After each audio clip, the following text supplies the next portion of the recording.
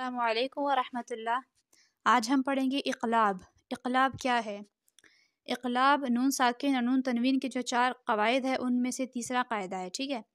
نون ساکن یا نون تنوین کے بعد با آئے تو نون ساکن یا نون تنوین کو میم سے بدل کر غنہ کے ساتھ پڑھیں گے، اس کو اقلاب کہتے ہیں۔ اب دیکھیے یہ پہلے مثال جو ہے یہاں پر نون جو ہے اس پہ جزم ہے یعنی نون ساکن ہے، ٹھیک ہے۔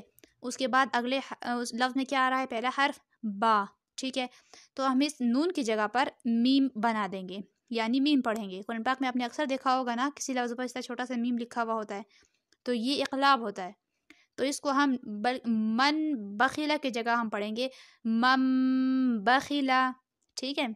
مم بخیلا یعنی میم کو ہم نے میم سے ملایا۔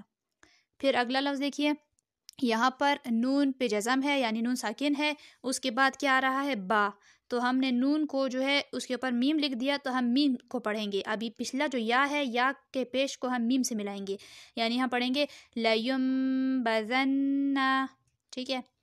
اب آگے ہے مِن بَعْدِ، پھر ہے مِن بَيْنِ الصُّلْبِ، پھر ہے لَنَسْفَعًا بِالنَّاصِيَةِ، یعنی عین دو زبر کیا تھا؟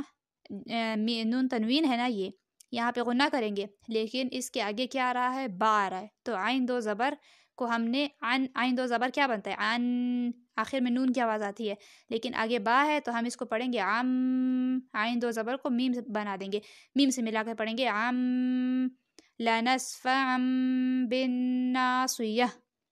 پھر ہے بذنبہم، ٹھیک ہے۔ زال زبر کو نون پر جزم تھا لیکن اس کے بعد با تھا تو ہم نے نون پر میم بنایا اور پھر زال کو میم سے ملایا، ٹھیک ہے۔